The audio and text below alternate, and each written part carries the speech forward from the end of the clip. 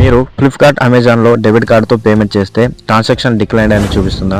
కొన్నిసార్లు Amazon, Flipkart లేదా ఇతర వెబ్సైట్స్లలో ఏటీఎం కార్డుని యూజ్ చేసి పేమెంట్ చేసేటప్పుడు ట్రాన్సాక్షన్ డిక్లైన్డ్ లేదా ఆన్లైన్ యూసేజ్ డిసేబుల్డ్ అనేది చూపిస్తుంటుంది.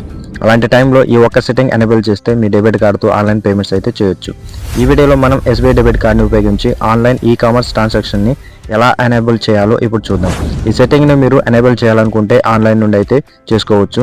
ఇప్పుడు ఆన్లైన్లో ఏ విధంగా ఎనేబుల్ చేయాలి అనే ప్రాసెస్ మీరు తెలుసుకోవాలనుకుంటే వీడియోని లైక్ చేసి లాస్ట్ వరకు అయితే చూడండి. మీరు ఆన్లైన్ నుండి ఎనేబుల్ చేయాలనుకుంటే మీరు ఎస్బీఐ నెట్ బ్యాంకింగ్ అయితే రిజిస్ట్రేషన్ చేసుకుని ఉండాలి.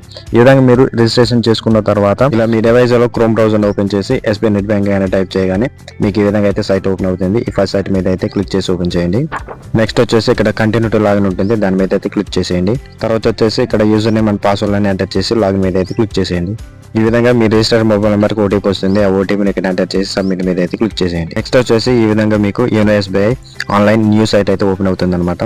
పైన టాప్లో లెఫ్ట్ సైడ్లో మీరు జూమ్ చేయగానే మీకు ఈ విధంగా స్విచ్ టు ఓల్డ్ వ్యూ అనే ఆప్షన్ అయితే కనిపిస్తుంటుంది. దాని మీద క్లిక్ చేయగానే ఓల్డ్ వ్యూకి అయితే వెళ్ళిపోతుంది, అంటే old SBI net banking site అయితే ఓపెన్ అవుతుంది.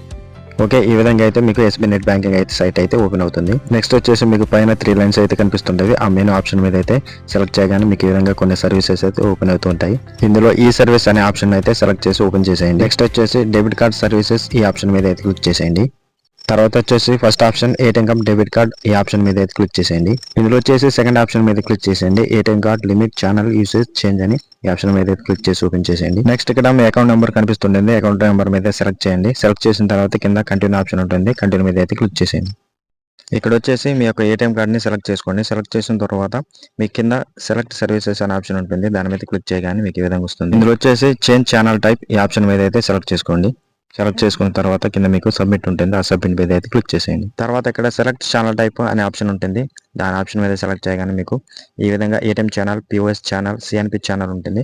లాస్ట్ ఆప్షన్ మీద సిఎన్పి ఛానల్ మీద అయితే క్లిక్ చేసేయండి. తర్వాత సబ్మిట్ మీద క్లిక్ చేయగానే మీ యొక్క రిజిస్టర్ మొబైల్ నెంబర్కి 1 టైం పాస్వర్డ్ వస్తుంది. ఆ పాస్వర్డ్ ఈ బాక్స్లో ఎంటర్ చేయగానే సబ్మిట్ మీద క్లిక్ చేసిన వెంటనే ఆన్లైన్ ఈ కామర్స్ ట్రాన్సాక్షన్ అనేటివి ఎనేబుల్ అయిపోతుంది. అప్పటి నుంచి మీరు ఆన్లైన్లో పేమెంట్స్ అయితే చేసుకోవచ్చు.